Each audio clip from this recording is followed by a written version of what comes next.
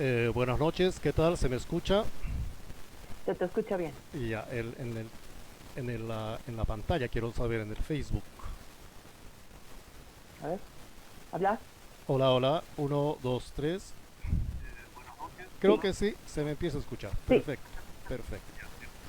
Voy a poner esto en silencio. En Creo que el que hace interferencia es el ventilador. el ventilador, ¿no? Pero ya corté uno, Sí. y Creo eh, que el ventilador hace más interferencia que en la compu, por lo menos he escuchado así. se escucha un poco. Voy a ir a apagarlo un A ver, poco, a en la bajarle por lo compu. menos la intensidad. Voy a hacer esto y ya vengo. Y ahí empezamos.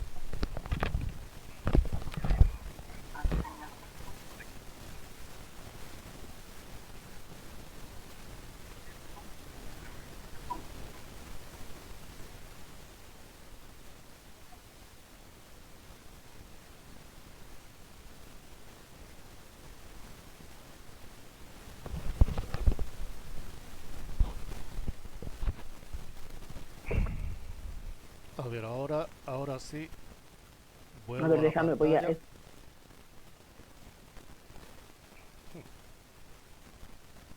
Ok, start Sí, video.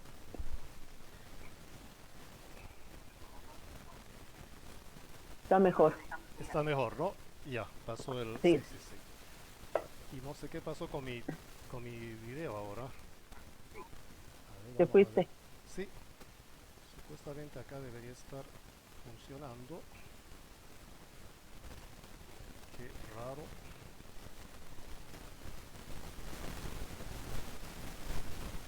A ver, voy a salir un rato del video y lo vuelvo a enchufar.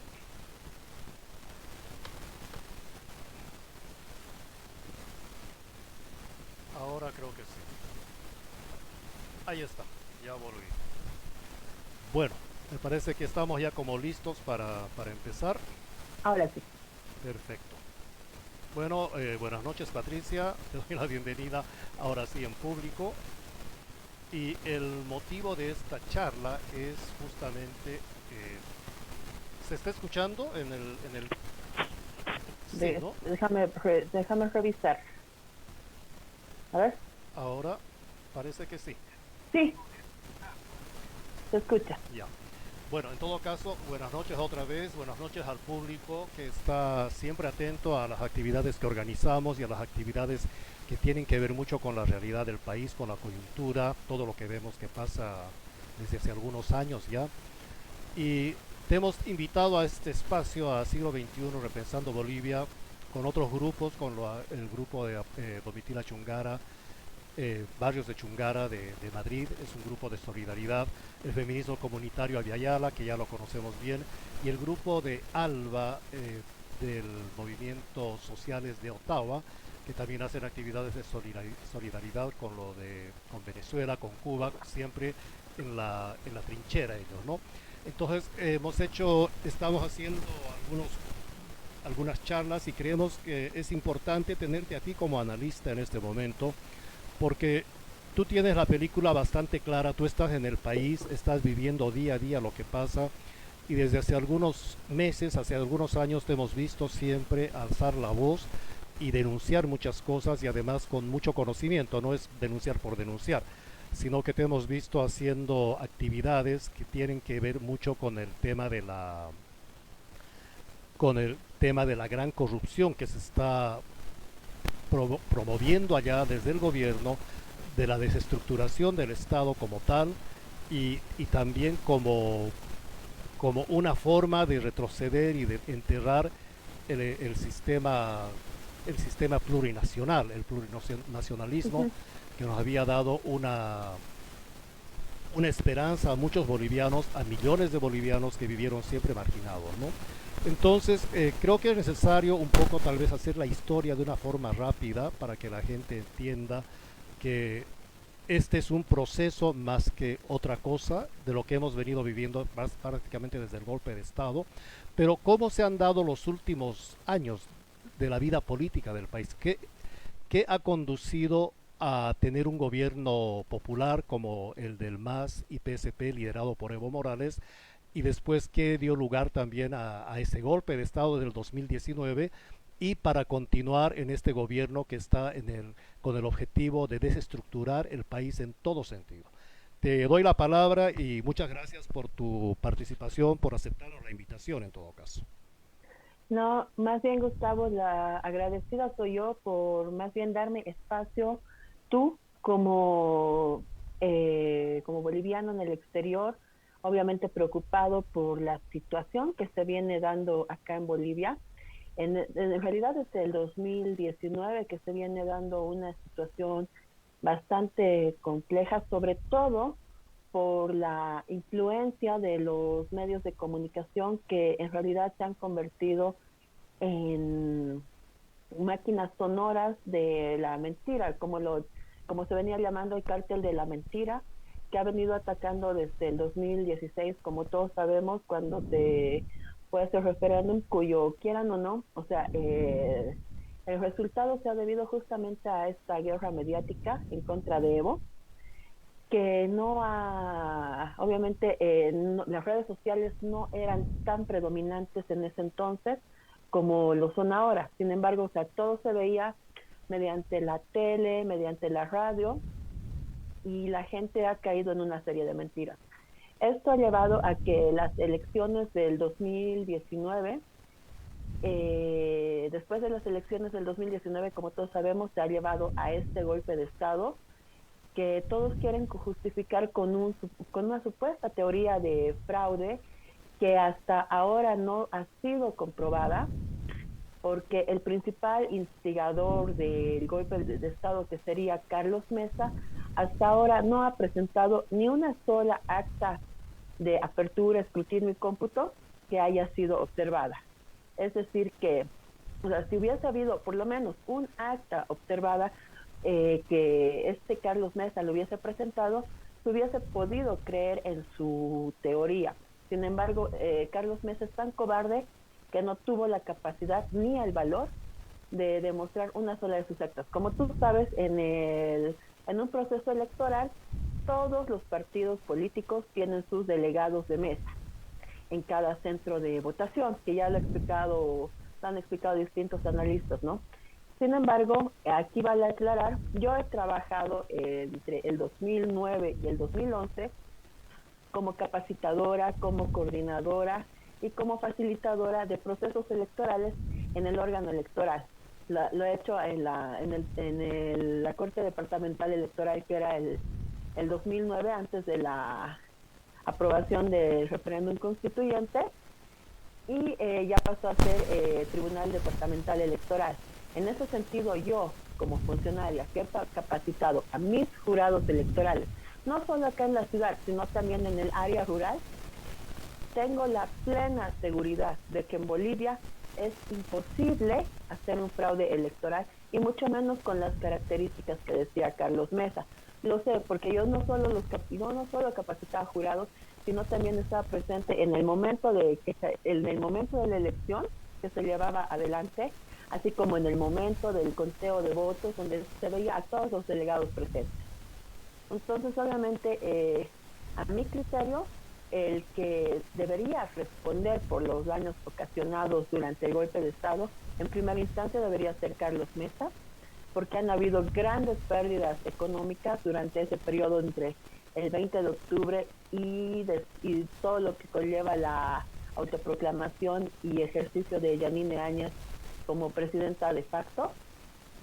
Entonces, obviamente, es un daño no solo económico que se ha generado, sino también social y cultural, donde se ha deshumanizado la protesta social. Obviamente, yo me puedo pensar, si no me equivoco, el 20 de octubre fueron las elecciones. No, el 27 de octubre fueron las elecciones, ¿no es cierto? Entonces, entre el 27 de octubre y el 10 de noviembre, hubieron una serie de manifestaciones de estos grupos que se denominaron pititas. En realidad, el que les puso el nombre fue Evo, porque obviamente estos grupos no tenían representatividad, no tenían represión, y ante la ausencia de pueblo, o sea, ante la ausencia de cuerpo que se dice, ellos agarraban y ponían pizzas de una esquina a la otra cruzando la calle. Entonces, o sea, ellos no hubiesen logrado nada si no hubiese sido por la represión, por el pacto que el mismo Camacho ha confirmado. En ese sentido, también nos ponemos a ver, o sea, durante el periodo que ellos se han manifestado, se ha cometido, en primer lugar, han destrozado las puertas de lo que era el Hotel Radio. Uno. Posteriormente, hay notarios electorales que vienen desde el área rural que no llegan ese mismo día, sino al día siguiente, porque obviamente los trayectos son largos y los caminos son complicados, y más en época de lluvia. A esos notarios electorales los han maltratado. Ellos sí manejaban dinero, porque obviamente cuando tú eres jurado electoral recibes un estipendio. Un notario tiene por lo menos unas 10 mesas asignadas por recinto electoral, por lo menos. Entonces, es un estipendio de 150 bolivianos más o menos por mesa que se les da. Si no me equivoco, tal vez haya subido. Ya no estoy consciente de aquello. Eso era cuando yo trabajaba, ¿no? Entonces, obviamente, se les da un estipendio por mesa y ese es el dinero efectivo y los comprobantes que tenían que descargar los notarios electorales, a los cuales estos pititas, sobre todo en Cochabamba, ¿no? Y acá en La Paz ha sido terrible, ahí ha sido parte de lo que estábamos hablando, ¿no? La deshumanización, que incluso a estos notarios los han maltratado, los han humillado, les han requisado sus mochilas en las que traían sus comprobantes con las firmas de los jurados electorales de que habían recibido su estipendio, que eso tenían que descargar en el Tribunal Departamental Electoral para evitar posteriores procesos, no sé si se llegan a ser administrativos, pero sí tenían que hacer su descargo. Entonces les han quitado eso. No conformes con esto, han destrozado las puertas del Hotel Radisson, han quemado tribunales departamentales electorales. ¿Sabes el daño económico que eso significa? Volver a construir, restaurar y todo eso. Ellos no han tenido ninguna sola compasión con gente de pollera a la que las han calificado como hordas. Ahí empieza la primera parte de la deshumanización. ¿Por qué? Porque los masistas no podíamos ser, no somos considerados gente. Para esa clase que privilegiada, entre comillas, ellos siempre han sido, o sea, los masistas siempre han sido la gente de mala, gente sin criterio, pero no se dan cuenta que desde el 2000, no puedo decir desde el 2006, porque el 2006 estábamos todavía en un proceso de estructuración de lo que vendría a ser el nuevo Estado para llamar a la Asamblea Constituyente que se hizo posteriormente, ¿no? Entonces, desde el 2007 ha venido transformándose ya con mayor fuerza, con mayor representatividad, con mayor legitimidad, lo que sería este Estado plurinacional que se está deshaciendo ahora gracias a la pésima gestión de Luis Arce. Y tú ves nuevamente, se repiten estos estigmas, estos adjetivos en contra ahora no solo de los masistas, pero sobre todo de los evistas, ¿no? Entonces, antes eran las hordas masistas las que no tenían derecho a reclamar la legitimidad del candidato por el cual ellos habían optado. Y desde el 2019 no se ha superado esta deshumanización, no se ha superado el racismo, es más, ha efervescido nuevamente, por más que lo quieran negar, quieras o no, a Evo Morales no lo han sacado por corrupto. Si bien han habido actos de corrupción, como en todo gobierno, en todo el mundo, esos actos de corrupción se han detenido a tiempo, no como vemos ahora, y todavía aquí viene lo más obsceno, ¿no? Primero empezó con Yanine Áñez, con los respiradores que habían costado 600, o sea, ha sextuplicado el precio de los respiradores para la época del COVID, que ni siquiera eran respiradores, sino eran unos, ¿cómo se llaman? Ventiladores de oficina, de ambulancia, perdón. Esos ventiladores de ambulancia que el yerno de la Yanine Áñez había declarado como respiradores y que les ha sextuplicado el precio.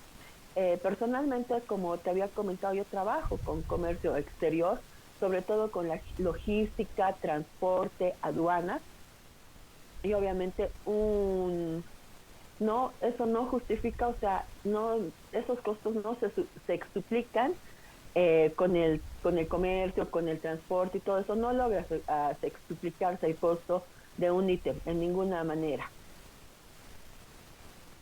Y luego viene este Luis Arce, sobre todo sus hijos, cometiendo estos actos terribles de favoritismo que vendría a ser también corrupción, cuando pretenden instaurar lo que es la Lilac, si no me equivoco, Lilac Corporation, para lo del litio, y se tienen los audios, se tienen los documentos, sin embargo, no se los ha validado y Luis Arce ha preferido encubrir la corrupción de sus hijos antes que, uno, el bienestar del país y dos, su lealtad con alguien que le había dado la oportunidad que en su vida se habría imaginado Luis Arce, ¿no es cierto? Porque todos sabemos muy bien que Luis Arce es un burócrata eterno desde 1986, imagínate.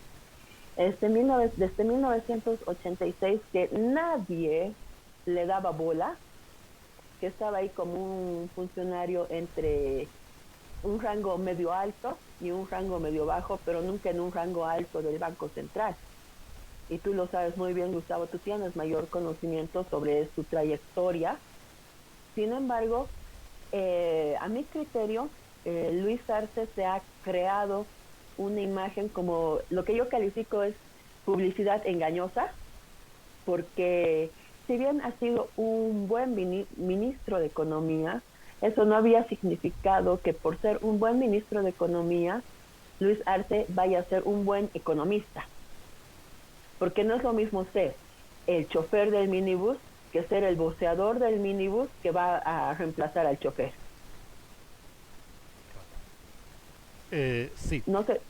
me parece bien esta parte, ¿no? Cómo se han ido desencadenando las situaciones, cómo se han ido forjando para caer en este estado, ¿no? Es importante, pero yo creo que esta parte yo creo que es importante para la población en general que nos está escuchando, decir cómo llegamos al proceso de cambio a ese 2006, a ese 2005 la elección de Evo Morales y el 2006 el cambio de gobierno, ¿no? Sabemos que al principio del gobierno de Evo Morales nadie que había estado en la vida política, los académicos, qué sé yo, los investigadores, científicos, sociales y los científicos de toda naturaleza salidos de las universidades, tampoco los empleados públicos le daban a Evo Morales más de 6 meses porque supuestamente era un indio y los indios no tenían la más remota idea de cómo podían gobernar.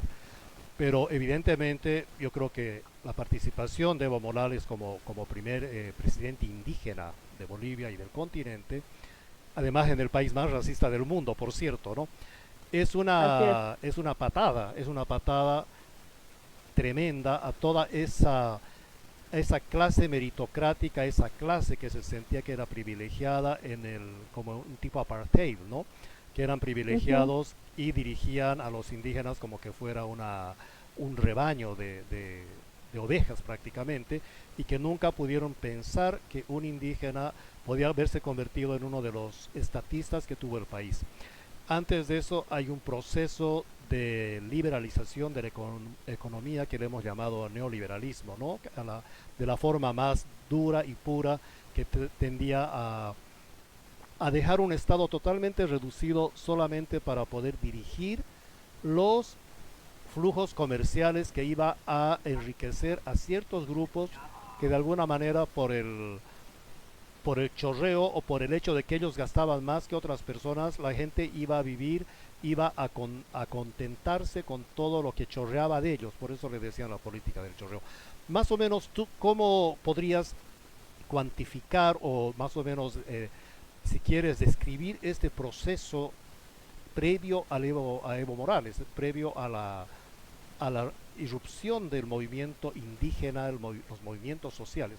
¿Cómo podrías más o menos en pocas palabras o en pocas frases describir esa época previa a la irrupción de Evo Morales? En realidad, como todos sabemos,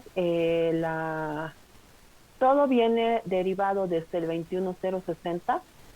El 21060 ha sido un decreto que no ha mejorado para nada la calidad de vida de ninguno de los bolivianos. Cuando se busca o cuando se despide a 2 de cada 3 empleados, ya sea en el sector público o precarizando las funciones, precarizando el trabajo en el sector privado, obviamente la economía se ve terriblemente afectada. Esto pasó el 86, como todos sabemos. Sin embargo, esta precarización, este 21060, ha derivado posteriormente en lo que vendría a ser en su primera etapa, ha derivado en la primera parte de la privatización cometida por Jaime Paz Zamora en complicidad, obviamente, del candidato actual Samuel Doria Medina, que quien todos sabemos no es un próspero empresario como él quiere darse esta imagen, sino por el contrario, Samuel Doria Medina le debe su riqueza a, en primera instancia, haber quebrado el Banco del Estado.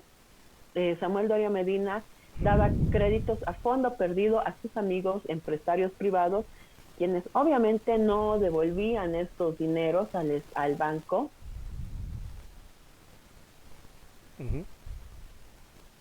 Justamente, ¿no?, con esta quiebra del Banco del Estado, pero peor aún de las empresas estratégicas, así como también la privatización de YPFB, que nos ha generado bastantes pérdidas de ingresos, más allá de los despidos de los trabajadores de estas empresas como son Entel, YPFB, el Lloyd Aéreo Boliviano. Todos vemos que esto ha generado la primera parte de la informalidad laboral. Es decir, que imagínate, de cada 3 empleados se despedían a 2 en la oficina, y de los que se quedaban en el sector de la empresa privada, a estos, o sea, les han bajado sus sueldos, les han quitado sus derechos laborales, que por más que tú quieras, o sea, la Ley General del Trabajo regula y protege bastante al empleado, ¿no es cierto? Sin embargo, obviamente, la empresa, y con la inflación que se ha venido dando, la empresa te despedía, y te decía lo que te dicen ahora, que muchas empresas también se están cerrando y están despidiendo a sus empleados.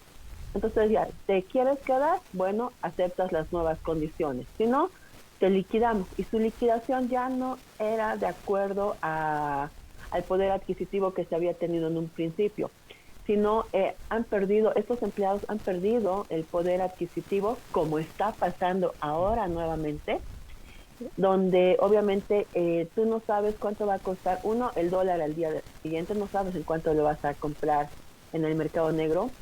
No tenemos carne, no tenemos arroz.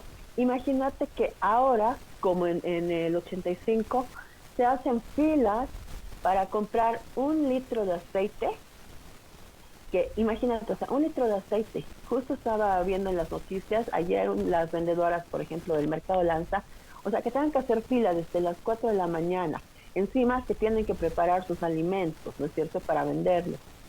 Y para que les den 1 litro de aceite, ¿qué van a hacer con 1 litro de aceite en sí, sumado a que les ha subido el precio de la carne, se les ha subido el precio del arroz y de los productos que más utilizan ellas para vender sus comidas?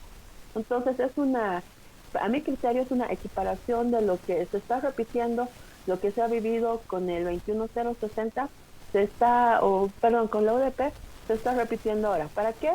Para crear nuevamente este estado de shock en el que, o sea, nos meta nuevamente un decretazo que vuelva a liberalizar la economía. ¿Y quiénes son los más perjudicados? Mira, si bien hay una informalidad de 75 a 80% de laboral acá en Bolivia, esta informalidad la acaparan las pequeñas y microempresas. Esas pequeñas y microempresas generan un labor. Sí, es cierto, puedes estar muy en desacuerdo porque obviamente es un trabajo precarizado, no con todos los beneficios sociales que se deberían tener. Sin embargo, garantizan el sustento para muchas familias, ¿no? Si se vuelve a liberalizar la economía, si se vuelve a desregular los precios de las importaciones, los aranceles y todo ello, ¿a quiénes van a afectar? obviamente en primera instancia a estas pequeñas empresas. Y como con la declaración del 21060, los únicos beneficiados han sido los empresarios. No se ha generado mayor empleo, y lo puedes buscar en el internet y en todo ello. El 21060 no ha generado mayor empleo en la empresa privada. Ha seguido generando desempleo, precarización, falta de acceso a beneficios sociales de muchos de sus empleados, porque obviamente el empleador, como ya no estaba regulado por el Estado, decide imponer sus propios requisitos, sus propios acuerdos, se me ha ido ahorita la palabra, sus propios términos para darte empleo a ti como empleado. Entonces, obviamente, tú en una necesidad recurres a aceptar todos los términos que te da este empleador privado. Sin embargo, este empleador privado no te ha traído ni siquiera al Estado ni a los empleados, les ha traído ningún beneficio. Se ha llevado las divisas al exterior, no las trae, son muy pocos las que las mantienen acá, desde aquel entonces hasta ahora. Y muchos dicen, muchos liberalistas, muchos de esos que han apoyado el golpe del Estado, esos que tienen esa idea de Milei, esa idea liberalista de Milei, dicen que obviamente el Estado no debe regular nada. El Estado necesita regular los precios, necesita regular las condiciones laborales de los empleados con los empleadores, porque es la única forma en la que se te garantizan los derechos. Y por último, obviamente, en una economía informal como la nuestra, mayoritariamente informal, ahora y cada vez se va incrementando, necesitas de alguna manera generar mediante esta economía informal que de a poco también se vaya moviendo la economía formal. ¿Y cómo yo entiendo esto? Es decir, hay mucha economía informal, hay muchos vendedores, pero si hay también compradores, gente que pueda comprar, obviamente estos vendedores van a acceder a más bienes, a más servicios, y eso va a ir acelerando la economía de alguna manera. Yo no soy economista, es cierto, he trabajado con comercio exterior más de 12 años de mi vida, y también soy politóloga. En ese sentido considero que, o sea, con mi experiencia laboral más mis conocimientos, es necesario que sí o sí el Estado intervenga en distintos niveles, en el nivel laboral, en el nivel de importación. Imagínate liberar de aranceles a productos que vayan a matar nuestra precaria empresa, microempresa, que es la que produce uniformes, que es la que produce chamarras para las empresas, incluso para el mismo Estado. No sé si te acuerdas, a principios de este año, cuando la ministra, que ni siquiera me acuerdo el nombre, la ministra de Cultura, compró gorras de China en lugar de comprárselas a los productores bolivianos. Eso es lo que genera y ha venido arrastrando el 21060, que lamentablemente no se puede corregir todavía. No sé cuál será la receta. Sin embargo, apunto a que se debe aplicar una regularización inteligente en la que las mejores, o sea, lo más rentable para el país sea regulado y logre generar ingresos para el país. Y más allá de eso, justamente a lo que venimos, ¿no? Al tema, me desvió bastante, perdón. Este 21060 ha generado, además de la precarización laboral, ha generado lo que es la relocalización, de la cual muchos mineros dependientes de la Comibol se han terminado yendo a lugares como Santa Cruz, Cochabamba, El Alto.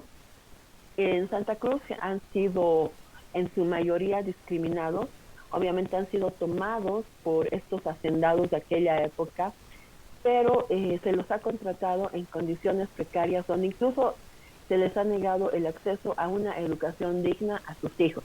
Han aprovechado de su estado de educación, analfabetismo, para mantenerlos en una situación de semi-esclavitud, que también ha desacelerado de alguna forma la economía. Tú sabes muy bien que el Estado, o sea, la inversión en educación genera réditos. Es decir, mientras más gente profesional tengamos, vamos a tener una mayor capacidad, ya sea de emprendedores que pongan sus propias empresas. Pero ¿de qué va a servir que un emprendedor ponga su propia empresa cuando el Estado desregulariza la importación. Entonces, obviamente, la mayoría de negocios son siempre en textiles y zapatería, en la que prende. Y obviamente los grandes hacendados que invierten en la agricultura de los terrenos que ya se les ha heredado de mala manera, ¿no? O sea, de manera irregular, mediante las dictaduras de Banzer, mediante acuerdos que son, obviamente, todos son dudosos. Claro. Bueno, evidentemente, ¿no? Si equiparamos, si comparamos el Estado neoliberal, digámoslo así, porque nunca hubo Estado neoliberal tampoco en Bolivia, nunca hubo la capacidad, ¿no? Pero digamos que había un Estado neoliberal que le gustaba regalar los recursos del país, extender la mano, pedir limosnas y seguir regalando lo que había en el país, ¿no? Ese era el Estado neoliberal, que no sé cómo se atreven a llamar por último Estado neoliberal, algo así. Los otros países neoliberales, digamos, como los de Europa en ese momento, mismo Estados Unidos o países como Corea del Sur, evidentemente han tenido un desarrollo industrial y nunca dejaron de regular tampoco el Estado, nunca dejaron de regular el movimiento económico, ¿no? Por eso también ellos han podido capitalizarse. Pero en Bolivia el neoliberalismo era como tener una pizarra en blanco y hacer las líneas y las rayas que uno quisiera para llevar el dinero justamente que se generaba en el país como riqueza del país, llevarla afuera sin ninguna regulación. Y en el fondo era un poco esa la concepción del neoliberalismo de la gente que se las daba de gobernadores o de presidentes, ¿no? Eso es lo que hemos visto en los 20 años del neoliberalismo, ¿no? Que no sé si en el fondo ellos sabían de lo que estaban hablando, pero yo creo que eran más libretos que ellos recibían. Cuando viene Evo Morales, evidentemente pone las cosas un poco en orden, ¿no? Tampoco digamos que ha puesto todo el orden necesario, por eso fue el 2019, pero sí puso muchas cosas en orden y dijo, bueno, tenemos que ser capaces de industrializarnos y de mejorar las condiciones de la vida, porque evidentemente, de la vida de los ciudadanos, porque evidentemente eso tiene un impacto directo en el movimiento económico, ¿no? En el neoliberalismo hablaban de la espiral infinita del crecimiento económico, ¿no? Que todo iba con las externalidades externas, negativas, positivas o lo que sea, pero todo eso era una rueda de economía que hacía que realmente haya un crecimiento económico, una capitalización de muchos procesos de industrias, la intervención de la sociedad como participante de todo esto, ¿no? Y en cierta forma Evo Morales logró eso con su sistema, con su modelo del proceso de cambio, la integración de millones de seres humanos, logró este fenómeno, ¿no? Que estaba hasta ese momento postrado y postergado y olvidado desde el 1825 prácticamente. Yo creo que esa es Ujú. la magia o la contracara de lo que se nos vendió como país hasta el 2005, ¿no? Como que el país era un país limosnero dedicado a la mendicidad, o sea, destinado a la mendicidad y que teníamos que vivir de extender la mano, ¿no? Y tenemos un ejemplo clarísimo al respecto.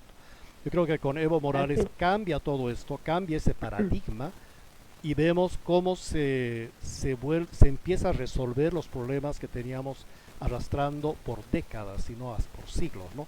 Yo creo que esa es la Ujú. parte que la gente se acuerda, pero también la parte que ha sido atacada vilmente por todo este sistema mediático al que ya te has referido y que dio y propició un golpe de Estado, ¿no? Donde evidentemente habían agentes externos también. Tampoco, no creo que la clase boliviana política, la tradicional, tenga la capacidad de hacer algo así. Ellos reciben recetas de algún lado porque de otra forma no podrían hacer nada, literalmente. Yo pienso eso particularmente, ¿no?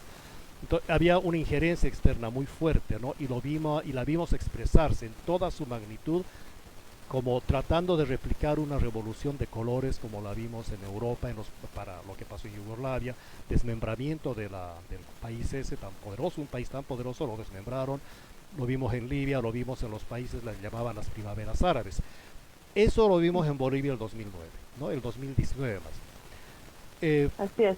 Desde entonces se ha ido, a pesar que se hizo una votación, se logró volver a recuperar el gobierno, bajo la bandera, el esquema del proceso de cambio, hemos visto que estas políticas que se iniciaron en el 2019 se han perpetuado hasta este momento, ¿no? Yo creo que eso también es importante recalcar y ahí te pediría que tú nos hagas si quieres, una proyección o un análisis de esa realidad que alguna vez te he escuchado hablar con mucho conocimiento al respecto, ¿no? Que era muy fácil entender todo este proceso que se ha vivido desde el 2019 y que ahora nos tiene en esta situación en la que hay una violencia estatal, un terrorismo de Estado que se lo ha vivido en épocas de las dictaduras más si quieres, destructivas que ha vivido el país, como con Banzer, como con Barrientos, con García Mesa incluso, y vemos algo muy similar en este momento, ¿no? Pero con características especiales porque hay un sistema mediático que apoya o que trata de cubrir esta realidad tan terrible que está viviendo la población. Quisiera que nos hagas un análisis de todo esto que hemos visto desde el 2019. Ya, como te estaba comentando antes de lo que vendría a ser del 21060, que sigue todavía vigente, que no se ha logrado terminar, a partir del 2019, cuando empiezan obviamente las protestas sociales, porque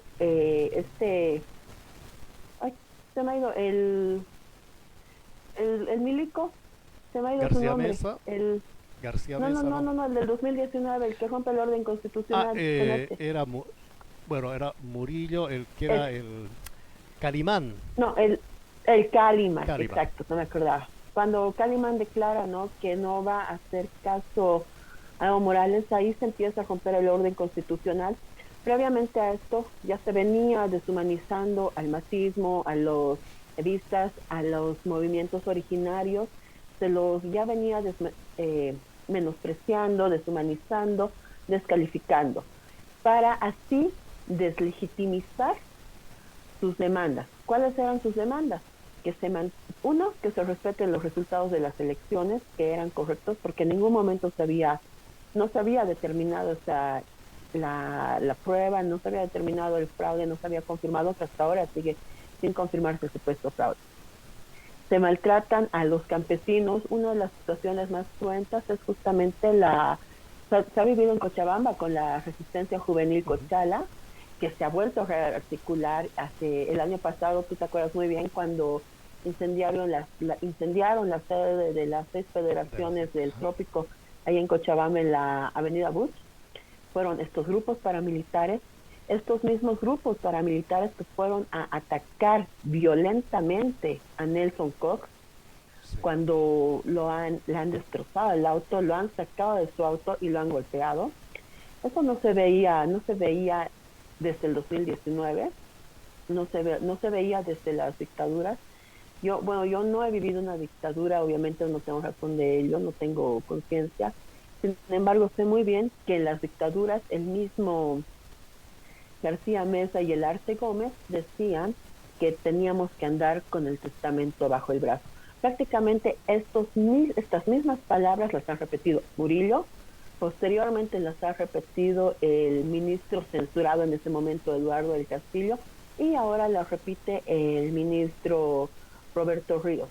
Es decir, que ahora expresar tu voluntad, exigir que se respeten tus derechos, que se respeten tu derecho a elegir, que se respete tu derecho a ser elegido, es cuestión de terrorismo de Estado. O sea, te somete a ser víctima del terrorismo de Estado porque tienes un Estado persecutor ahí atrás que te está vigilando para inculcarte, mantenerte con miedo para que tú te sientas, por un lado, avergonzado, porque eso es lo que quieren lograr con la deshumanización, hacerte sentir que eres menos que persona, menos que un animal, que tú como, en este caso nosotros los evistas, no tenemos el derecho de exigir que se respete nuestro candidato.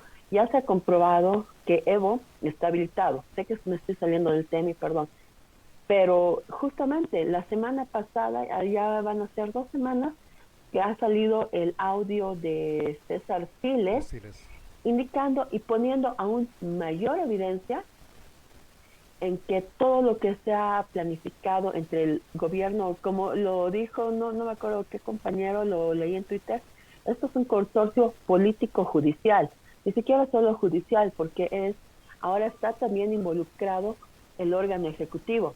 y más allá del órgano ejecutivo, también está involucrado el órgano electoral cuando se somete a la voluntad de unos tipos que son ilegales como son los autoprorrogados.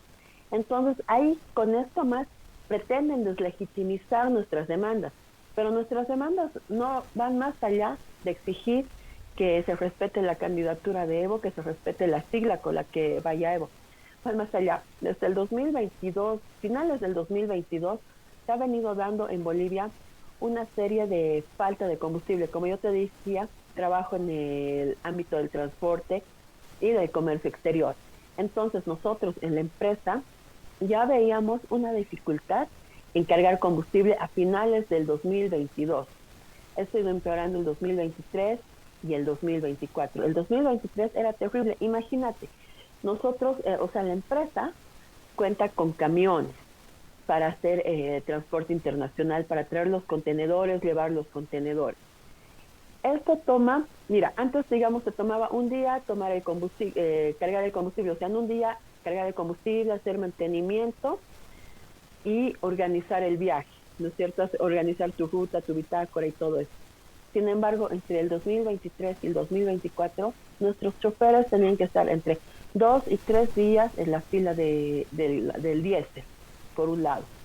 Luego, del diésel tienes que ir a recoger tu contenedor, en el caso de una exportación. Tienes que ir a recoger el contenedor del depósito de los contenedores de la naviera. De ahí tienes que ir al almacén del soyero, digamos, ¿no? Que la soya es lo que más se exporta. De ahí tienes que ir hasta Arica o Iquique o Paraná, dependiendo qué ruta decidas tomar. Entonces, por lo menos ahí, o sea, llevabas 2 a 3 días de cargar combustible, tienes que hacer obligatoriamente el mantenimiento del vehículo para no plantarte en el camino, y luego el tiempo de tránsito. Por lo menos eso se hacía entre 2 y te tomaba 2 días más o menos. 2 a 3 días ir, ¿cómo es tomar combustible? Recoger el contenedor, cargar e irte a Arica, Chilo, a cualquiera de los puertos por los que decidas despachar tu carga.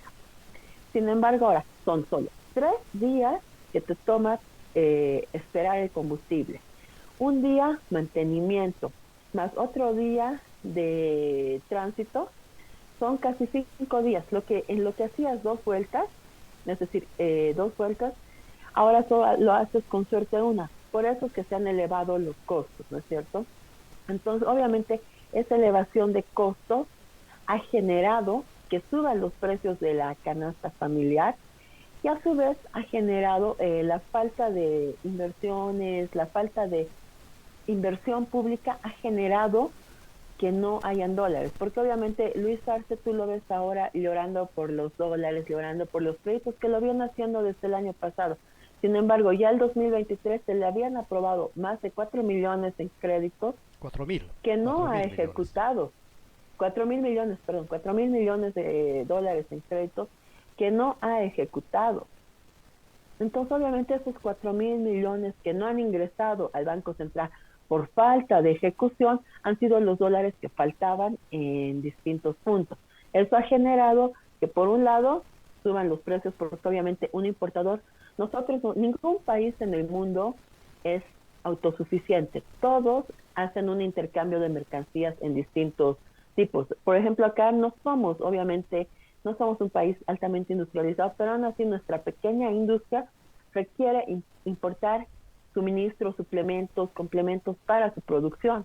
Entre ellos también los grandes agricultores, ¿no? Entonces, obviamente, ha subido el precio del transporte, ha subido el precio de los productos importados, de los suministros que se necesitan para la industrialización, y esto ha generado que a su vez suban también los precios de los productos finales. Es decir, si tú importabas, trabajamos con distintas empresas, si tú importas excipientes para la farmacia, para los fármacos, obviamente con un dólar más elevado se te duplica el costo, se te triplica, que es lo que ha pasado. Y lo mismo pasa con el aceite, porque necesitas importar insumos, necesitas importar complementos, necesitas importar vacunas, porque los ganaderos, las plantas, los mismos pequeños productores han dicho que ellos han sido los más afectados, porque obviamente son esos pequeños productores los que abastecen nuestro mercado interno y han sido los más afectados porque a ellos ha sido los que se les ha subido más el dólar y se les ha subido más los costos de sus insumos y se les ha dado menos oportunidades. Y encima Luis Arce lanzó un nuevo decreto en el que a quienes no tengan NID, a quienes no tengan un rubro que derive de la agricultura como de los grandes empresarios, tú sabes que los pequeños empresarios, los pequeños productores, perdón, agricultores no tienen NIT, pero necesitan comprar gasolina, queroseno, diésel para manejar su tractor, para arar su tierra, para fumigar y todo ello. Solo faltaba que diga, igual que dijo el Murillo, solo faltaba que Roberto Ríos diga, ¿acaso los peces comen gasolina? Porque ahorita los peces se están muriendo en el trópico, no hay combustible para fumigar los sembradíos de los pequeños productores. Todo esto ha generado estas demandas a las cuales el gobierno las quiere estigmatizar, las quiere criminalizar como evistas. Lamentablemente, Luis Arce no entiende que el hambre no tiene color político, que la falta de dinero en la familia no tiene color político.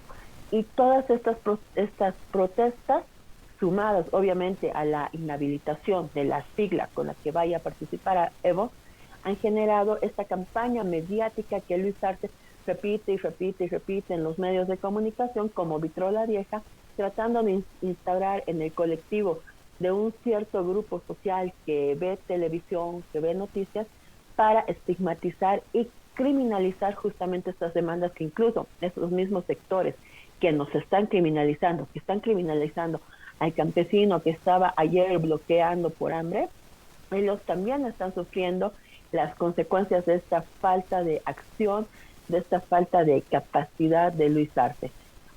Y obviamente lo único que dicen, si tú ves las campañas, la propaganda estatal boliviana, los bloqueos evistas, el hambre no es evista, el hambre es general.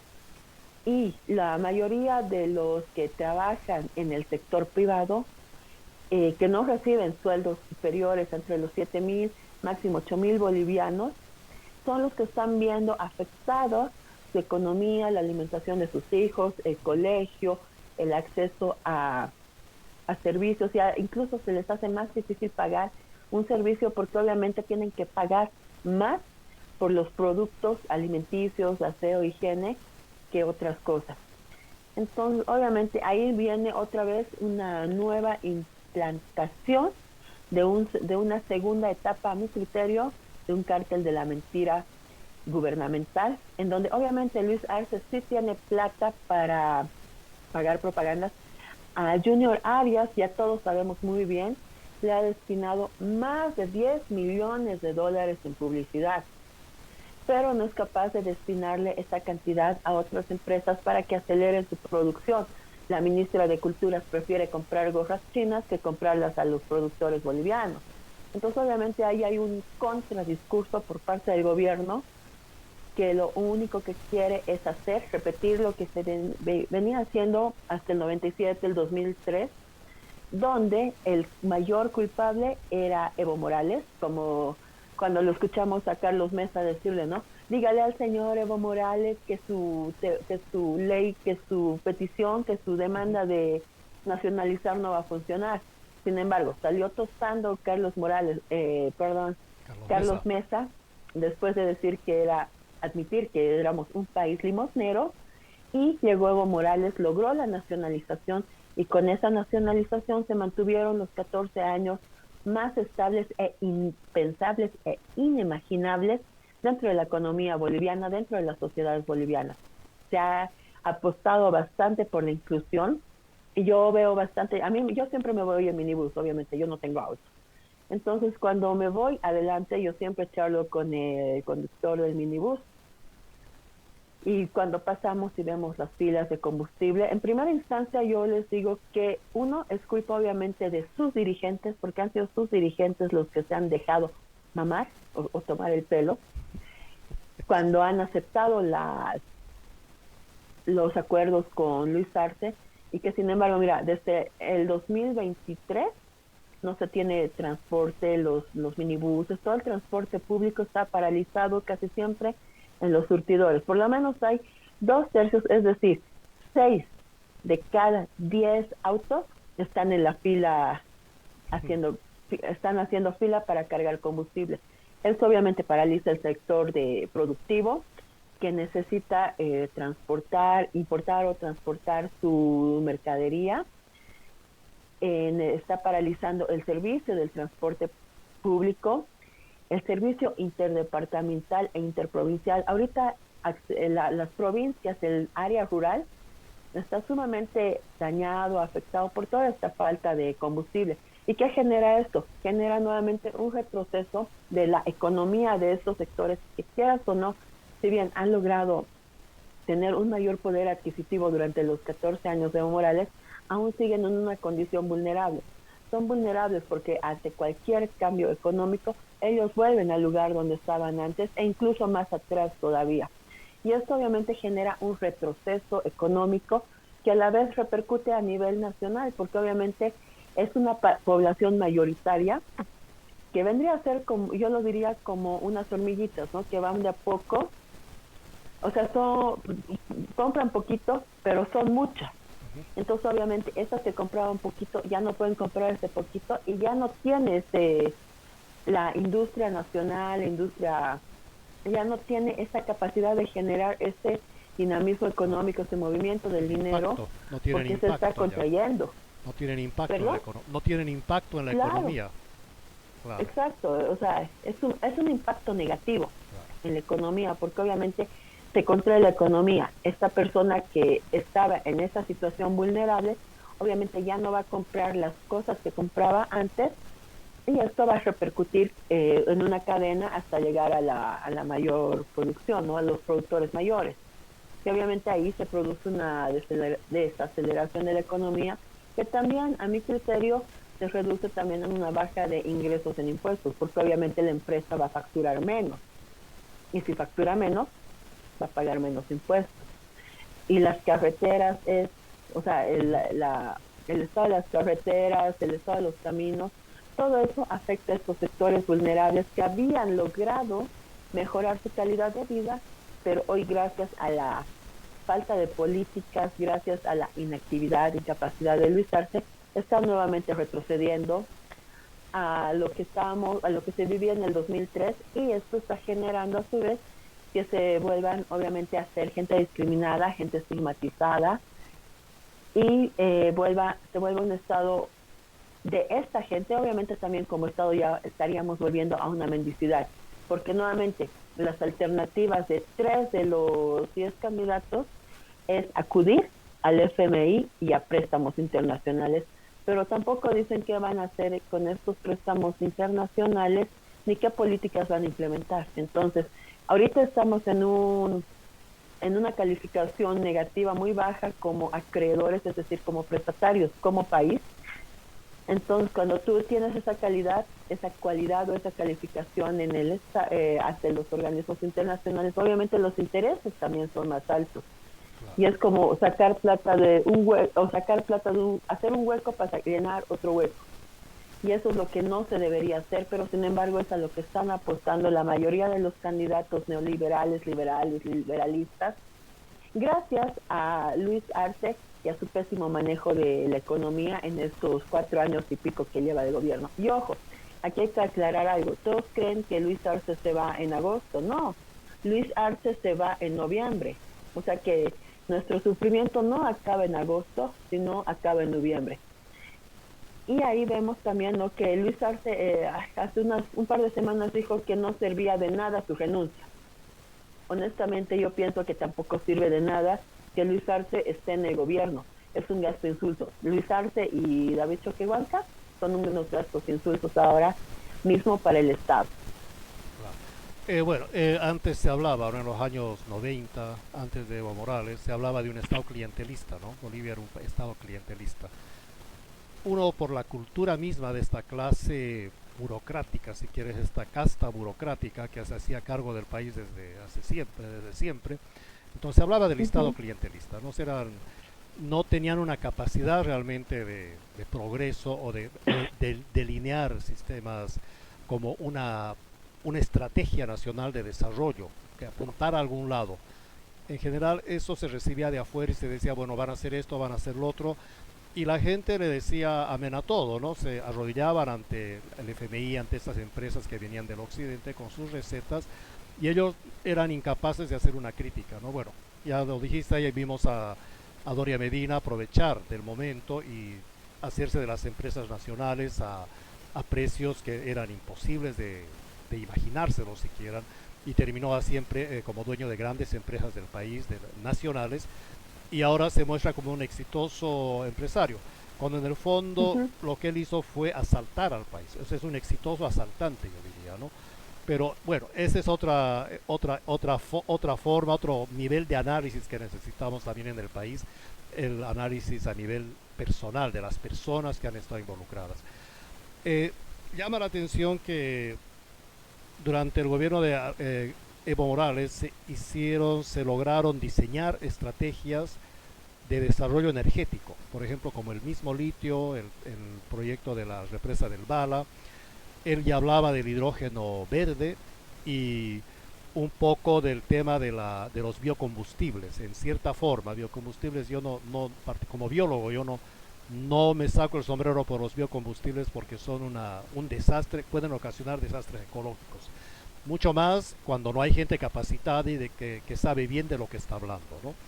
Pero hay Ujú. esa intención de Evo Morales de ampliar el espectro energético del país, dejar esa dependencia, ¿no?, de los combustibles fósiles, que puede ser que en el país ya no hayan muchos, o tal vez hay muchos, pero ya nunca más se hizo una inversión, una prospección de vida. Todo eso fue cortado desde el gobierno de la señora Áñez, y este gobierno parece que lo ha seguido, se ha seguido en ese tedio, ¿no?, en esa dejadez de hacer algo más, ¿no? Pero los temas productivos de energías alternativas, todos los proyectos también han sido bloqueados, ¿no? El mismo proyecto de Bulo Paralizado. Bulo han sido bloqueados, paralizados, en cierta forma destruidos, ¿no? Nunca se hizo un juicio a la gente que destruyó la procesadora ¿qué se llama?, de fertilizantes de Bulo Bulo, ¿no? O sea, de toda esta Ajá. maquinaria. Nunca se supo más, eso se ocultó, se apagó la noticia. Lo mismo pasó con yacimientos. Tenemos a gente que está dirigiendo yacimientos que más parece que están en una juerga, en una juerga perpetua, pero no hay una política de reactivación del sector o una política realmente de desarrollar el sector como se había hecho en los 14 años. ¿Qué, ¿Qué nos puedes decir de estos proyectos que han sido, si quieres, vapuleados, han sido tirados por la borda por este gobierno? ¿No? ¿Cuál ha sido el Eh, impacto de todo esto en la política nacional?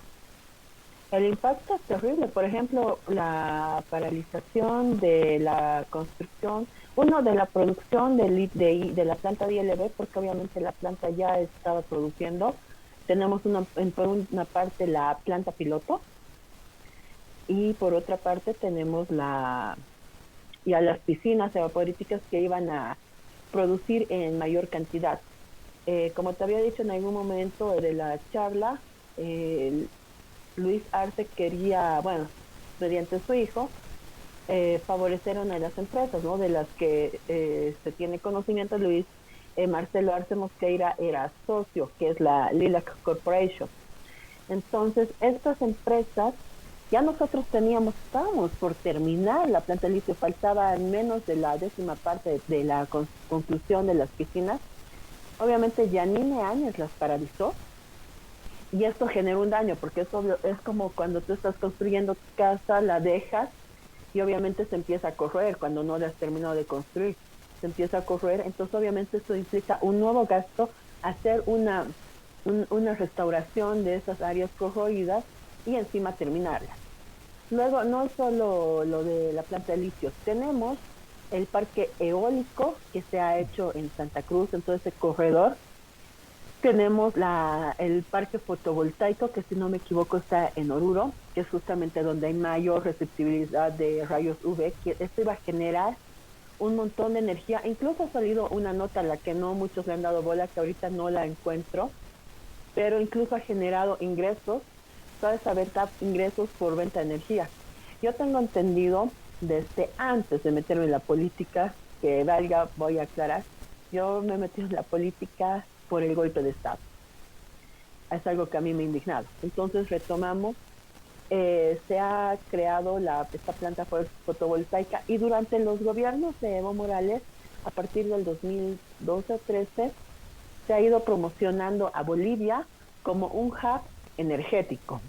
O sea, iba a ser el eje justamente por nuestra posición geográfica, nos da para hacer este hub energético y por nuestros distintos pisos ecológicos, tenemos distintos accesos a distintos tipos de energía. Tenemos energía hídrica que iba a ser generada por el Bala, Misicuni y una más, ahorita no me acuerdo. Corani, Corani no es lo mismo que Misicuni, ¿no es cierto? No, no, no. Pero luego tenemos la de los fotovoltaica, la que es de Oruro, que genera 1 megawatt de energía, ni siquiera kilos, sino megawatts de energía. Y por último tenemos estas eólicas. Todo esto era justamente porque ya se tenía conocimiento, y que no vengan a decir aquí que no se sabía, ya se tenía conocimiento de que las prospecciones y las investigaciones que se han hecho sobre del gas no han sido fructíferas. Obviamente perforar no es barato, buscar un pozo.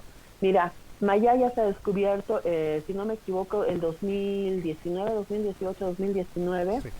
y recién se está terminando de hacer, o sea, ya se había iniciado la construcción de Mayaya X10, y recién ahora Luis Arce dice que es su proyecto. Sin embargo, Mayaya se venía explorando ya desde mucho antes del 2019, que se ha hecho pública, y hasta ahora no se termina de obtener el recurso que se espera, ¿no? Que sean hidrocarburos, ya sea gas o petróleo. Entonces, obviamente son procesos que toman bastante tiempo, y en ese sentido ya se había previsto con el Ministerio de Energía e Hidrocarburos, que se llamaba en ese entonces, se había previsto justamente diversificar nuestras fuentes de energía para, así como tú lo habías dicho, dejar de depender de las energías fósiles, que es lo que se busca ahora. Y justamente Bolivia es, como lo dijo Pinochet, no es un accidente geográfico. Sin embargo, es el mejor lugar en el que se encuentran todos los suelos agrícolas, agronómicos, todos los suelos, y por otro lado, por su ubicación geográfica, justamente tiene, o sea, goza también de distintos beneficios, entre ellos la eólica, obviamente porque se tienen fuertes corrientes de viento, la hídrica, que es por nuestras cuencas de ríos, y la fotovoltaica, que viene por las concentraciones de sol que se reciben justamente en el lugar en el que está ubicadas por Oruro. Y por último, somos ricos en el litio. Lastimosamente, Luis Arce ha dejado pasar nuestra mejor época de litio cuando ha dejado pasar la mejor época de litio, cuando ha decidido involucrar, o ha decidido que su hijo tome las riendas en esto que vendría a ser la extracción directa de litio, que hasta donde yo sé, ni siquiera ha sido probada a grandes escalas. Es decir, todo se ha quedado en un nivel experimental, y se tendría que empezar desde cero, y eso generaría más retraso. Bueno, lo que nos ha generado, ¿no? Ya llevamos casi 5 años de retraso en nuestra industrialización de litio, así como llevamos 5 años de retraso en la producción del mismo. En este momento ya la empresa que produce autos Quantum, que ya había evaluado la producción de nuestras baterías y las había aceptado porque ya estaban estandarizadas, esas baterías que se habían producido en la planta piloto, estas baterías iban a hacer el sustento de estos autos y motos de Quantum. Quantum es una empresa nacional de autos eléctricos. Sin embargo, se ha retrasado, e incluso esto ha repercutido en que el precio de estos autos, que antes era relativamente barato, se haya duplicado. Justo yo estaba viendo, y se ha duplicado, es abismal. O sea, tú ya no puedes aspirar a comprarte un auto, porque un auto eléctrico porque obviamente cuesta traer los insumos, porque además con la subida de los dólares, con todo este desbarajuste que se ha generado por la falta de dólares, se ha multiplicado el precio de producción de distintas empresas que estaban empezando a arrancar. Quantum se ha creado el 2015, si no me equivoco, en el gobierno de Evo Morales, y se ha ido mejorando. Entonces, obviamente, con esta producción de litio que se veía venir, industrialización de litio, esto iba a generar una disminución de costos en sus insumos, que iba a ser el energético para la empresa. Y obviamente eso ha generado, la paralización ha generado la pérdida de ingresos para Bolivia, lastimosamente. Esos ingresos iban a venir en dólares, en yenes, en cualquier moneda, pero con la paralización de estos, ni siquiera eran proyectos, ya eran hechos que estaban funcionando. Y no se les ha dado la debida cobertura ni atención en su momento oportuno. Claro. Sí, evidentemente ha habido un retroceso en todo esto, ¿no? Lo que ha sido el desarrollo, los programas de desarrollo del gobierno de Evo Morales en los 14 años, que 14 años fue un tiempo bastante prudente para la política de la que yo vengo, que conozco, que cada más o menos 2 años teníamos un golpe de Estado, inestabilidad, y cada gobierno además entraba con una idea de que ellos sabían lo que hacían y el resto no sabía nada. Muy parecido a lo que ha sido la Áñez y también Arce, ¿no? Que lo que hace anteriormente no sabía nada y lo que ellos van a hacer es todo lo bueno y empiezan de cero. Una falta de visión, si quieres, de país, una visión de continuidad total, ¿no? Eh, Parece que no quieren hacerlo, o sea, cada uno piensa que tiene la respuesta para los tremendos problemas que tiene el país y al final nunca hay ninguna solución y siempre se ve todo lo contrario. Más bien, en todo caso, ¿no?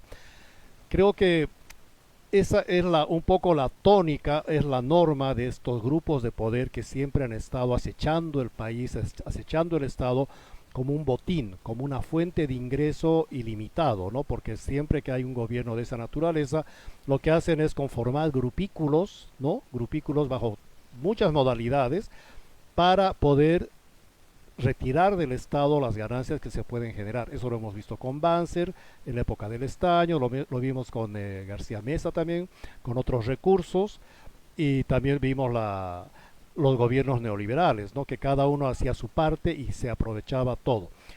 El, en ese sentido hay una lógica, hay una continuidad también, una cierta rigurosidad, por ejemplo, en eliminar a dirigentes o a potenciales dirigentes, líderes populares, como lo fue Evo Morales, tienen que eliminarlo de varias maneras, ¿no? Si no lo eliminan en un primer momento como un contendiente político o de liderazgo sindical, por ejemplo, entonces pueden pasar a otro estado, que es la eliminación de esta persona a nivel jurídico, ¿no? Lo que le llamamos lawfare o la Pues, judicialización del político, ¿no? De muchas maneras. Si no logran con ese objetivo, entonces podemos ver claramente que la persona la vida de la persona está en cuestión, corre peligro, y eso lo hemos visto muy claro con Evo Morales, con el tremendo atentado que le hicieron el 26 de octubre del año pasado, 27 de octubre, cuando estaba dirigiéndose a la radio Causachuncoca. No lograron ujú. el objetivo, pero la guerra judicial todavía ha seguido y además que han dado golpes de Estado a nivel jurídico, institucional, a nivel de poderes públicos, para hacer que Evo Morales quede totalmente inhabilitado, eliminado, un poco como el caso de Cristina Fernández de Kirchner, ¿no? Quisiera que nos cuentes un poco, para entrar ya a la parte final de nuestro encuentro, de este análisis, más o menos cómo se ha llevado a cabo todo esto. O sea, la gente tiene que informarse de qué es lo que han hecho, ¿no? Los diferentes estamentos del Estado, los diferentes estamentos de esta cúpula que se las da de dirigentes, han asaltado el gobierno, el poder, para hacer que Evo Morales quede inhabilitado o quede eliminado políticamente del país. No pudieron hacerlo físicamente, pero por lo menos políticamente lo han eliminado. Te pediría que nos des una breve explicación, más o menos antes de terminar, ya estamos más de una hora, ¿no? Hay gente que ha entrado a la reunión, pueden hacer un aporte, alguna pregunta, ¿no? En todo caso. Patricia, te dejo el micrófono.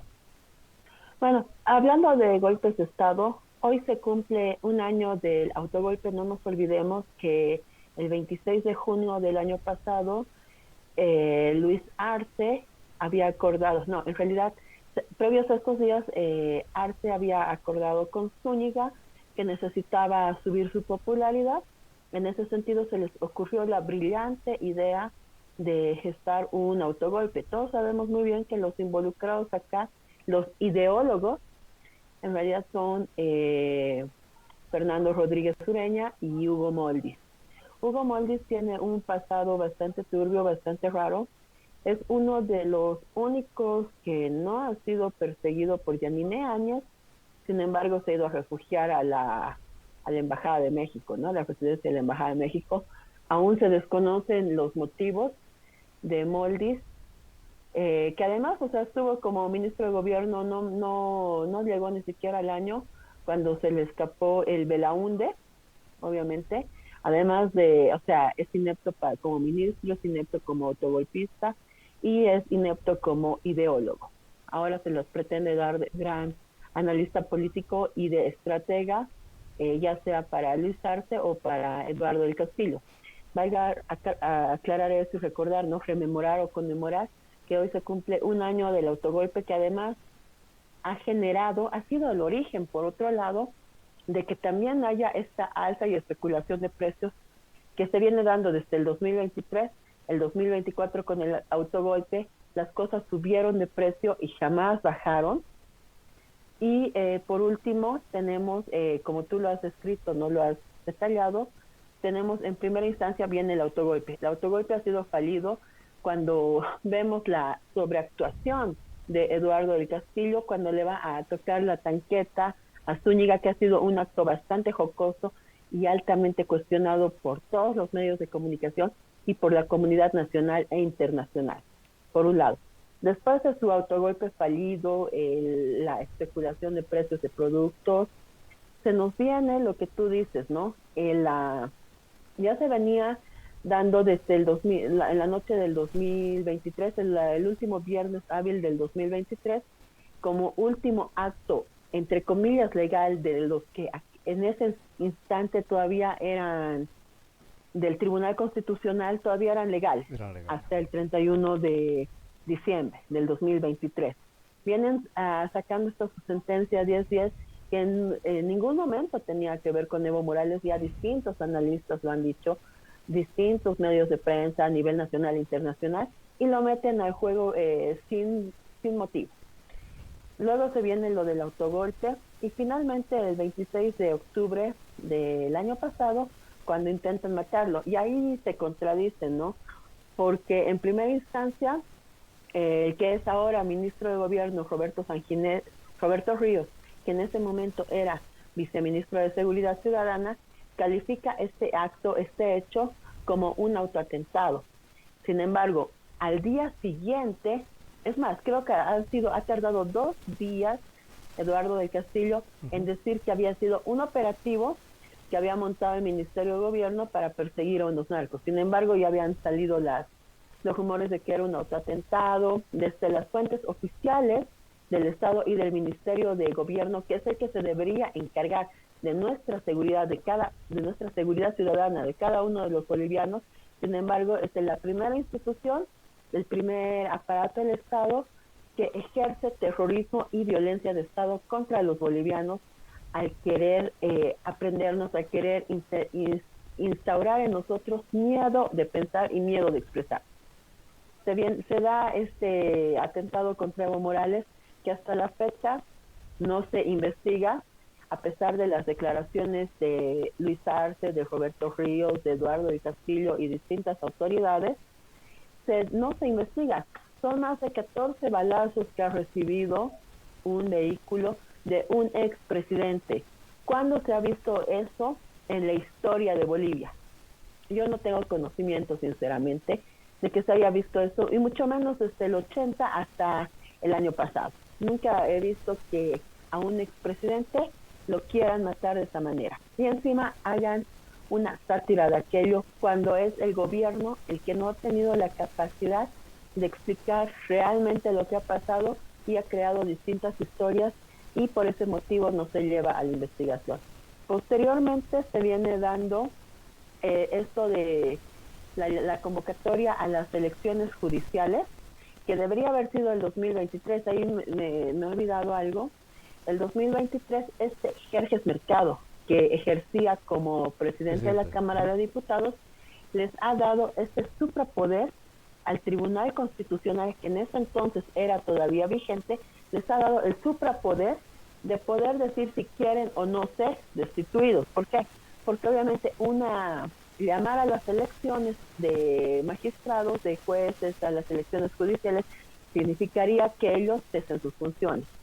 En ese sentido, el tonto de Jerjes Mercado les pregunta, es tan tonto, va a preguntarles, ¿quieren que lo saquemos? Más o menos, ¿ustedes creen que es constitucional que lo saquemos? Esa ha sido la pregunta que les ha hecho Jerjes Mercado cuando les ha llevado la consulta del proyecto de ley de convocatoria a elecciones judiciales del 2023. Eso a su vez ha derivado en otras protestas a finales del 2023, principios del 2024.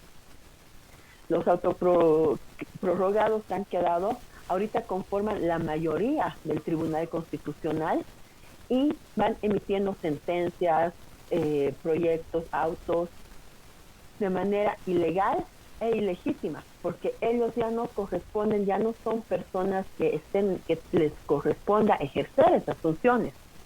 En ese sentido, ellos están ejerciendo de facto y obviamente el Tribunal Electoral les está dando esa autoridad al aceptar las determinaciones que este tribunal ilegal está emitiendo.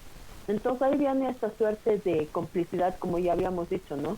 Que no solo es una complicidad, un consorcio judicial y gubernamental, también es un consorcio que involucra al Tribunal Electoral cuando ellos aceptan voluntariamente someterse a las... Entonces el Tribunal Electoral también es cómplice de esto y es parte de toda esta proscripción que se le viene dando a Evo Morales, sobre todo cuando en un momento está habilitado Panball. Yo me he fijado varias veces hay una lista en el órgano electoral de partidos habilitados, partidos a nivel nacional, partidos y agrupaciones a nivel nacional. Y incluso hasta después del 19 de mayo, Panball y FPV seguían figurando en esta lista de partidos habilitados en el órgano electoral, ante el órgano electoral.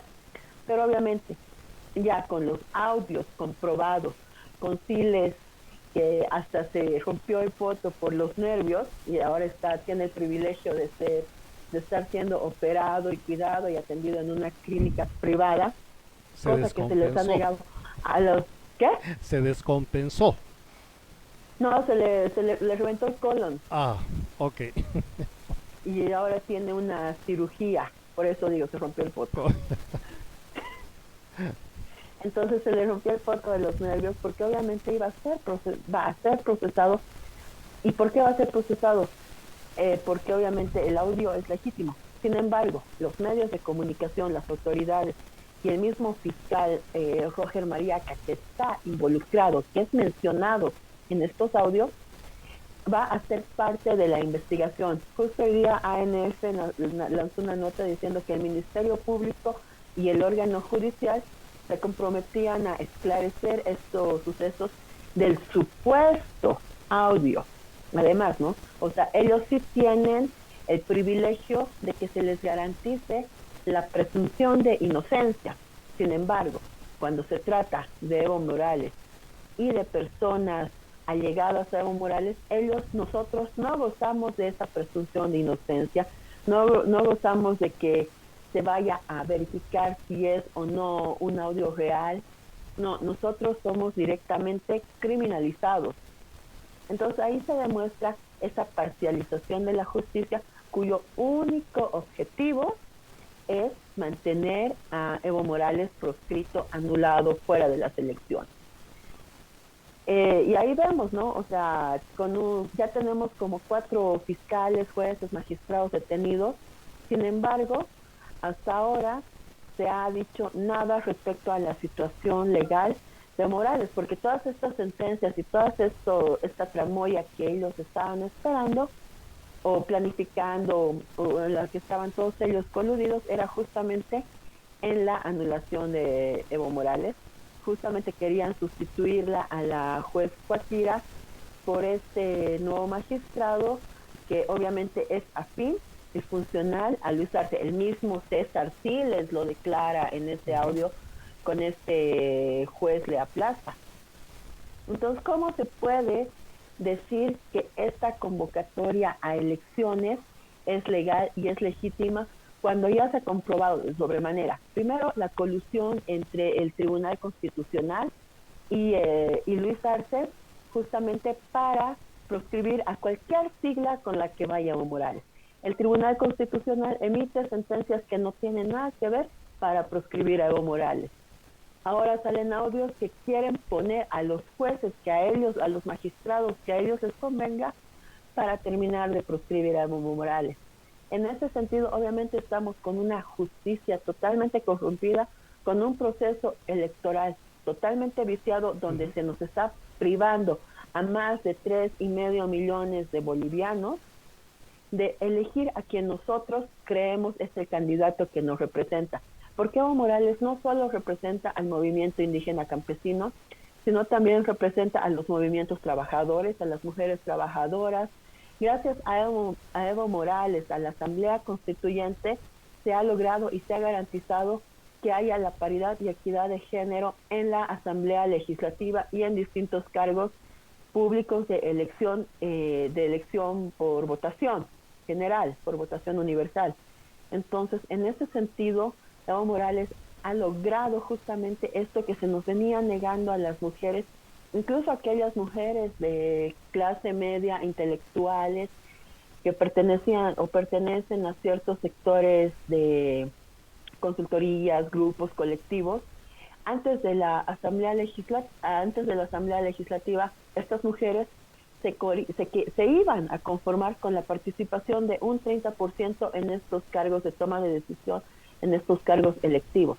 Ha sido Silvia Lazarte de las Bartolinas Sisa quien ha garantizado y ha exigido que la mujer tenga el 50% de participación en la Asamblea Legislativa y en cargos electivos, como ser el Tribunal de Justicia, Asamblea Legislativa, gobernaciones, en las asambleas departamentales y en los consejos municipales.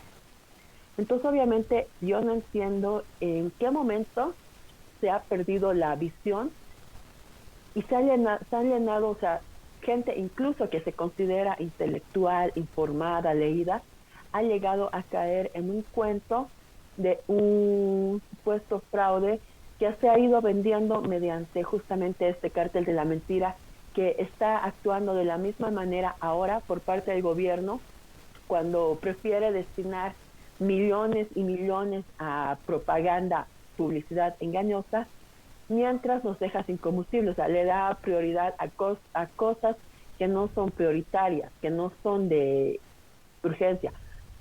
En lugar de pagar el combustible, en lugar de mejorar las escuelas, las carreteras, los hospitales, Luis Arce prefiere gastarlos en propaganda engañosa que ataque al sector evista, para así crear una animadversidad en contra de todo el movimiento, que no solo es indígena, sino es todo un bloque popular que representa hombres trabajadores, mujeres trabajadoras, campesinos, indígenas, gente que está en el extranjero como tú, que se ha tenido que ir en muchas ocasiones del país, ya sea por exilios forzosos o se ha tenido que ir del país en un momento en el que la situación era grave. Lo tenemos ahí al mismo Marcelo Claure dándoselas de analista y de influenciador político, cuando él mismo, en primer lugar, no ha vivido en Bolivia. El tiempo que ha vivido en Bolivia lo ha vivido en un colegio en el cual la gente de su entorno no salía de más allá de 10 cuadras a la redonda y no conocían la realidad del país que se vivía. En ese sentido, todos ellos están encargando, gente que no conoce el país desde adentro, que no sabe las necesidades y las transformaciones que se han dado gracias a Evo Morales, están ahí interfiriendo y creando ideas políticas que no tienen nada que ver con nuestra realidad. Sí, Bueno, yo te digo, yo desde afuera, ¿no? Yo actúo siempre, siempre he estado muy metido en la política desde que era muy joven, no, es algo que no pasa desapercibido para mí. Evidentemente, a veces recibo muchas críticas, ¿no? De gente cercana incluso, que dice que yo desde afuera no puedo conocer mucho de lo que pasa allá. Evidentemente, Ujú. hay una lejanía, ¿no? Que uno tiene una visión más general a veces, no tan detallada, y por eso hacemos estos programas con personas como tú que están adentro y viven al cotidiano, ¿no? Pero sin embargo, también quiero recalcar que hay mucha gente que vive en Bolivia que no conocen el país, ¿no? Porque si van de vacaciones, se van a Miami, por ejemplo. Se van, si no, se van a, no sé, a San Paulo, ahora se van a Río de Janeiro. Punta Entonces, Cana. Punta Cana y qué sé yo, no conocen el país. Bueno, y esa es una percepción que se tiene mucho de la gente que está en la política desde hace muchos años y que se alimenta de lo que viene de afuera, ¿no? Yo creo que hay una mala costumbre en el país, de las ciudades principalmente, que les llenan la cabeza o si quieren las atiborran con todo lo que es programas del extranjero, que al final empiezan a dibujar un país que en el fondo no existe, ¿no? Ellos no son parte de ese país real, son parte de una forma de pensar, de una forma de ver el país muy idealista, ¿no? Bueno, y eso me llama la atención porque en la época del golpe de Estado del 2019, cuando se les fue desarmando el cuento, hay mucha gente que, como los hermanos, estos hermanos que se llevaron tanta plata de la municipalidad y del departamento de Santa Cruz, no me acuerdo, los hermanos Parada, me parece. Ah, sí, Claro, los de Ítem Fantasma. los ítems fantasmas, exactamente. Mucha gente que se benefició con eso, ¿no? Que hizo un tráfico de dinero, pero de una forma escandalosa. No se escaparon al monte, no se escaparon a otra ciudad o al país. Todos se fueron a Miami, increíblemente, ¿no? O sea, el A objetivo para Panamá. ellos era para Panamá o para Miami. O sea, no tienen una visión del país. Hay gente que de afuera quisiera volver al país, pero no puede por las condiciones, ¿no? Pero de todas formas no deja de informarse. Y hay gente que se informa de lo que pasa en Miami y no se informa de lo que pasa del país, que viven en Bolivia. Y esa es, bueno, es una realidad muy tragicómica, si quieres, ¿no? Pero yo creo que es Ujú. importante siempre tener la visión, la formación política, ¿no? La formación humana para saber que del lugar de donde venimos nosotros, donde hemos nacido, nunca nos conformamos con la realidad, ¿no? Y tal vez el momento que más disfrutamos de la realidad fue pues durante el gobierno de Evo Morales, ¿no? Por eso nos identificamos con eso, ¿no? No quisimos irnos de Bolivia, muchos nos fuimos por, como decías, por la obligación, pero vimos que Evo Morales logró poner una piedra fundacional por primera vez en el país. Antes Bolivia era como decían los chilenos, ¿no? Era un accidente geográfico, ¿no?